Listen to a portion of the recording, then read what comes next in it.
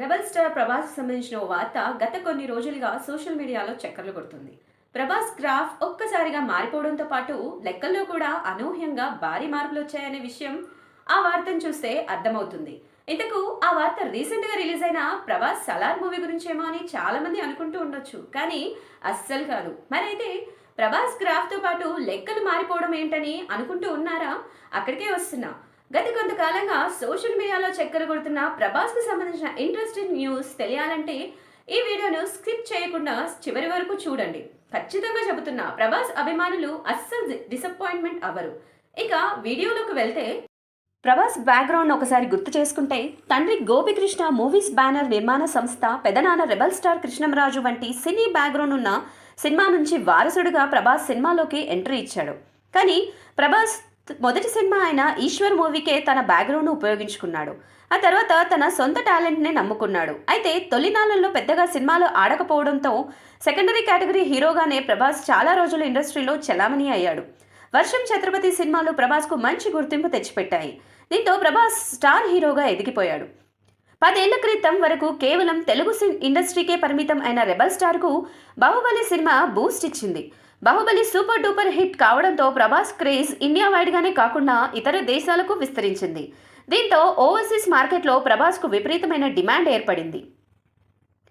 ఈ నేపథ్యంలోనే బాహుబలి ముందు వరకు చాలా తక్కువ మొత్తంలో పారితోషికం తీసుకున్న ప్రభాస్ బాహుబలి తర్వాత తన ఫీజును భారీగా పెంచేశాడు. మొన్నటికి మొన్న రిలీజ్ అయిన ఆదిపురుష్ సినిమాకు ప్రభాస్ 100 నుంచి 120 కోట్ల వరకు రెమ్యునరేషన్ తీసుకున్నాడట. దీంతో 100 కోట్ల పారితోషికం అందుకున్న తొలి భారతీయ నటుడిగా రెబల్ స్టార్ ప్రభాస్ రికార్డ్ సృష్టించాడు.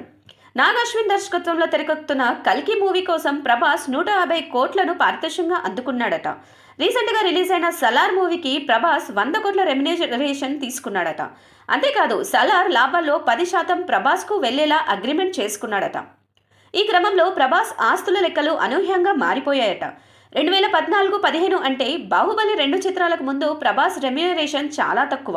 అప్పుడు ప్రభాస్ నికర ఆస్తుల విలువ 124 కోట్లు ఉంటే, ఈ 10 ఏళ్లలో ప్రభాస్ గ్రాఫ్ ఒక్కసారిగా పెరిగిపోవడంతో ఆస్తులు కూడా భారీగా పెరిగాయట.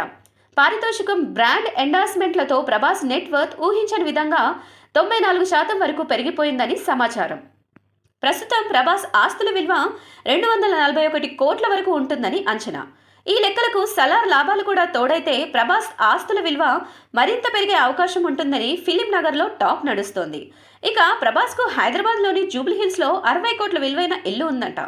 హైదరాబాద్ శివార్లోని రాయదుర్గ్ కల్సాలో ఫామ్ హౌస్ కూడా ఉందని టాక్ నడుస్తోంది.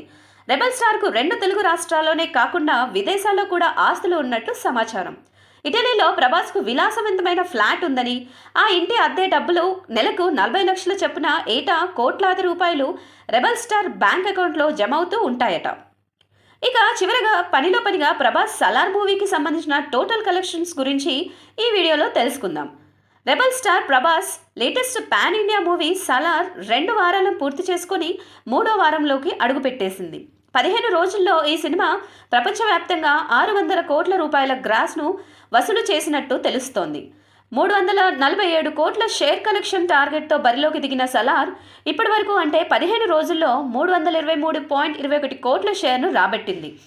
ప్రభాస్ కటౌట్కు తగిన సలార్ మూవీ ప్రేక్షకుల దగ్గర నుంచి మంచి హిట్ టాక్ని సొంతం చేసుకున్నప్పటికీ, ఈ సినిమా కమర్షియల్గా హిట్ కావాలంటే ఇంకా 23 కోట్ల 79 లక్షల రూపాయల షేర్ కలెక్షన్లు రాబట్టాల్సి ఉంది. ఈ నెల 12 నుంచి సంక్రాంతి పండుగ నేపథ్యంలో కొత్త సినిమాలు థియేటర్లోకి రాబోతున్నాయి కాబట్టి సలార్ మూవీ కమర్షియల్ హిట్ అయి ఎప్పటి నుంచో సాలిడ్ హిట్ కోసం ఎదురుచూసిన ప్రభాస్ అభిమానులు సంక్రాంతిని మరింత సంతోషంగా జరుపుకోవాలంటే ఈ వారం రోజులే కీలకం. So let's hope best friends.